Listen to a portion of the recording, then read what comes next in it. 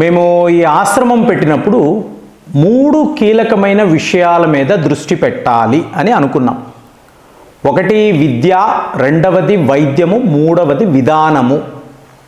So వైద్యము అంటే ఎన్నో సెమినార్స్ కండక్ట్ చేస్తున్నాము, ఎంతో రీసెర్చ్ చేస్తున్నాము, ఇదంతా జరుగుతుంది. ఇప్పుడు విద్య అని అన్నాము అనుకోండి, ఏం చేస్తారు మీరు? చాలామంది మిత్రులు ఎన్నో పుస్తకాలు, వేల పుస్తకాలు వచ్చేసాయి కదండి. ఇవాళ ఈ విద్య అనబడే విషయంలో మనము తీసుకొస్తున్న మార్పులు ఏమిటి అంటే, నేను ఎప్పుడు చెప్పేది అఖండ భారత్, మన భారత్కు సంబంధించిన అసలు సిసలైన నిజాలు ఏమిటి, దీనిని బయట పెట్టాలి అంటే ఏం చెయ్యాలి? సో నాకు వచ్చిన ఆలోచన ఏమిటి అంటే, శివుడు నుంచి మొదలు పెట్టాలి. శివసిద్ధ అంటాం కదా.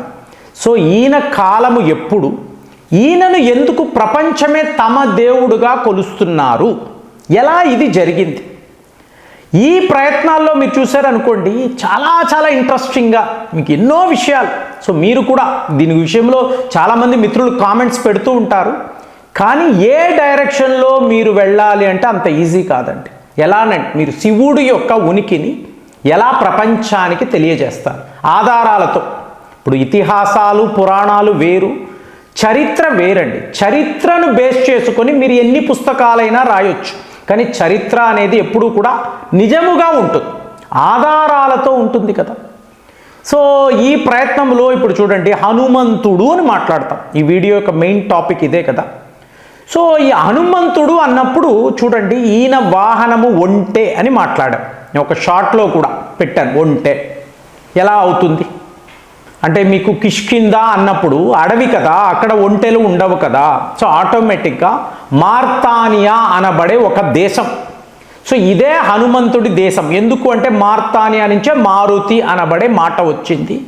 ఇది ఒక ఎడారి దేశం కాబట్టి ఎడారి అన్నప్పుడు ఆ కాషాయ రంగు ఉంటుంది, అలాగే ఒంటెలు ఉంటాయి, ఫిక్స్ చేసుకున్నాం. కానీ ఇవాళ మీకు ఇదే చెప్తున్నాను, మీరు డైరెక్షన్ ఎటువైపు నుంచి వెళ్ళాలి అంటే శివుడు అన్నాను. కానీ ఇప్పుడు మీకు 2025 నుంచి మొత్తము మారిపోయి, చరిత్రే మారిపోయి. ఎందుకు? ఇది మనం ఎక్కడ క్రిస్టఫర్ కొలంబస్ నుంచి మొదలు పెట్టాలంటే, మీకు 1492 ఇతను భారత్ను వెతుక్కుంటూ, భారత్ను వెతకడం అంటే ఏంటి? బంగారాన్ని వెతకడం. భారత్ అంటేనే బంగారం కదా.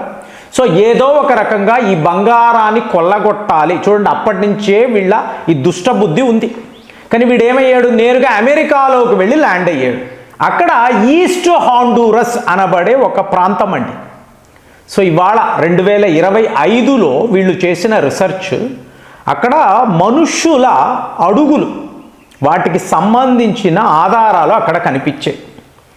మీకు కార్బన్ డేటింగ్ చేస్తారు కదండి, ఎన్నేళ్ల క్రితం ఇది అన్నప్పుడు మీరు నమ్మరు ఫ్రెండ్స్, ఇది ఏకంగా 23,000 సంవత్సరాల క్రితము మనుషులు అక్కడ నడిచారు, ఆ పాద ముద్రికై. సో మొత్తం మారిపోయింది. సో 23,000 సంవత్సరాలు అన్నప్పుడు ఎవరు అక్కడ నివసించారు, ఎలాంటి నాగరికత అక్కడ ఉంది అంటే, పెద్ద పెద్ద పిరమిడ్లు, మీకు భూమి అడుగున ఒక విగ్రహం. ఎవరిది అంటే, మీకు ఒక మంకీ గాడ్. అంటే మనము చెప్తున్న మార్తానియా అని అన్నాము, కానీ ఇక్కడ ఏమైంది? సౌత్ అమెరికాలో. అంటే భారత్ నుంచి మీరు ప్రయాణం మొదలు పెట్టారు అనుకోండి, పాతాళ లోకానికి వెళ్ళాలి అని అనుకున్నారు అనుకోండి, మీరు ఎక్కడ ల్యాండ్ అవుతారు? డైరెక్ట్గా సౌత్ అమెరికాలో ల్యాండ్ అవుతారు. పెరు, చిలీ లాంటి దేశాలు ఇక్కడ మీకు ఇలాంటి పాద ముద్రిక. అంటే ఇప్పుడు మీరు ఇమీడియట్గా డౌట్ వస్తుంది, అమెరికా అన్నారు కదా, మరి మనం మాట్లాడుతున్నది సౌత్ అమెరికా కదా అంటే, ఒకప్పుడు అమెరికాలో వీళ్ళే నివసించేవాళ్ళు, గుర్తుపెట్టుకోండి. సో కొలంబస్ వెళ్ళే నాటికి ఈ మెక్సికో వాళ్ళు, వీళ్ళందరే అమెరికాలో ఉండేవాళ్ళు. వాళ్ళను వీళ్ళు తరిమేసి, ఈ యూరోపియన్స్ వాళ్ళను తరిమేసి ఇప్పుడు అమెరికాను వీళ్ళు ఆక్రమించుకున్నారు. సో నేటివ్స్ ఎప్పుడు కూడా సౌత్ అమెరికా వాళ్ళే, మెక్సికో వాళ్ళే. మెక్సికో, పెరు, చిలీ ఇవన్నీ ఈ ప్రాంతాలే. ఇక్కడ హనుమంతుడి రాజ్యము ఏమిటి ఫ్రెండ్స్? ఇది ఎంత షాకింగ్గా ఉందంటే, నేను ఇంకొక యాంగిల్ చూడండి, ఎన్ని యాంగిల్స్ నేను కూర్చొని ఆలోచిస్తూ ఉంటానంటే, ఇప్పుడు 60,000 సంవత్సరాల క్రితము సెంటినల్ ఐలాండ్స్, అక్కడ నివసించే ప్రజలు వాళ్ళకు ఒక నాగరికత ఉందండి, 60,000 సంవత్సరాలు. అలాగే మనం అస్త్రాలయాన్ని మాట్లాడే ఆస్ట్రేలియా, ఇక్కడ నివసించే భారతీయులు 40,000 సంవత్సరాలు.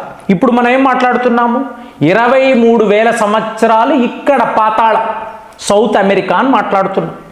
అంటే వీళ్ళు భారతీయులు ఇలా ఎలా స్ప్రెడ్ అయ్యారు అంటే ఐస్ ఏజ్ అనండి, మీకు ఐస్ మెల్ట్ అవ్వడం అనండి, మీకు ఖండాల్లో ఉన్నవాళ్ళు అక్కడక్కడే ఉండిపోవడం, తరువాత వచ్చిన మహాప్రళయం, ఇందులో చెల్లాచెదురుగా వెళ్ళిపోయి ఇదంతా భారత్ సెంట్రిక్గా జరిగింది. మరి ఇప్పుడు ఈ హనుమంతుడు ఏమిటి అంటే చూడండి, రామాయణములో వీళ్ళు కొన్ని చాప్టర్స్లో కొన్ని పద్యాలలో కొన్ని విషయాలను ప్రస్తావించారు. ఎప్పుడు 1000 సంవత్సరాల క్రితం రామాయణం. అందులో వాళ్ళు ఏదైతే చెప్పారో అదంతా ఇవాళ అమెరికాలో ఉండే శాస్త్రవేత్తలు కరెక్ట్గా అలాగే ఎలా ఉంటుంది అని అడుగుతున్నారు. వీళ్ళు హనుమంతుడు అని చెప్పారు కదా, అక్కడ ఒక మంకీ గాడ్ యొక్క విగ్రహము ఉండడం ఏమిటి, ఎలా అవుతుందండి? అంటే మీకు వాల్మీకి గారు ఇన్నిన్ని దేశాలు తిరిగారా, ఆయనకి ఇంత నాలెడ్జ్ ఎలా వచ్చింది? ఫలానా దగ్గర ఇంకా చెప్పాలంటే సుగ్రీవుడు చెప్తాడండి, మీరు ప్రపంచము నలుమూలలా వెళ్ళండి. ఇప్పుడు వీళ్ళు చెప్తున్న శ్రీలంక కాదండి, ప్రపంచము నలుమూలలా వెళ్ళండి, సీతమ్మ తల్లి ఎక్కడ ఉందో వెతకండి, వచ్చి మాకు చెప్పండి, మనం అక్కడ దండయాత్ర చేద్దాము అని చెప్తారు. అంటే ఏంటి, ఈ ప్రపంచమంతా కూడా వానర సైన్యము తిరిగింది అని మీకు అందులో ఉంటుందండి, డిస్క్రిప్షన్ ఉంటుంది. ఈ డిస్క్రిప్షన్ ప్రకారమే వీళ్ళు చెప్పిన ఇక్కడ సౌత్ అమెరికా పాతాళము దగ్గరకు కూడా వానర సైన్యం వెళ్ళింది. ఇంకా చెప్పాలి అంటే ఇప్పుడు ఇంద్రజిత్ మరణిస్తాడు కదా, మరణించిన వెంటనే రావణాసురుడికి ఎక్కడ లేని కోపం, తన ఒక అద్భుతమైన కమాండర్, తన కుమారుడు కానీ కమాండర్, గ్రేట్ కమాండర్, వీడు హతమయ్యాడు అన్నప్పుడు తన సహోదరుడు అహీరావణ్, ఈ అహీరావణ్ అంటే ఎవరు, పాతాళం యొక్క రాజు అండి. సో ఇతను మహామాయను తెలుసుకున్నవాడు. మహామాయను తెలుసుకోవడంతో మీకు రామ లక్ష్మణులను అక్కడి నుంచి వాళ్ళ ఎక్కడైతే మిలిటరీ క్యాంప్ ఉంటుందో తస్కరించి పాతాళంలో దాచిపెడతాడు, రాముడినే దాచిపెడతాడు. ఇది తెలుసుకున్న హనుమంతుడే కదా వీళ్ళ రక్షకుడు, హనుమంతుడే మహామాయలో చిక్కుకుపోవడంతో తరువాత రోజు లేచి అయ్యో రామలక్ష్మణులు కనిపించడం లేదని పాతాళము వైపు హనుమంతుడు వస్తాడు కాపాడడానికి. వచ్చినప్పుడు మకర ధ్వజ, ఈ పేర్లన్నీ మీ రామాయణంలో చూడొచ్చు, మకర ధ్వజ అనబడే ఒక విచిత్రమైన జంతువు హనుమంతుడిని అడ్డగిస్తుంది. అడిగినప్పుడు నేను హనుమంతుడి కుమారుడిని హనుమంతుడికే చెప్తాడు. హనుమంతుడికి అర్థం కాదు, నేను ఎవరు, నేను ఒక బ్రహ్మచారి, నాకు కుమారుడు ఏమిటంటే మీకు ఇలాగ సీతమ్మ తల్లిని వెతకడములో ఈయన చెమట చుక్క మీకు సముద్రంలో పడడము, అక్కడ ఒక మొసలి అది దాన్ని మింగడము, ఇవన్నీ మీకు ఇతిహాసాల్లో పురాణాలు ఇలాంటి కథలు చెప్తారు. కానీ మీరు చూసారనుకో, కథగా చూస్తే కథ, చరిత్రను చూశారు అనుకోండి, మీకు ఈ మకర ధ్వజ హనుమంతుడితో ఫైటింగ్ చేస్తాడండి.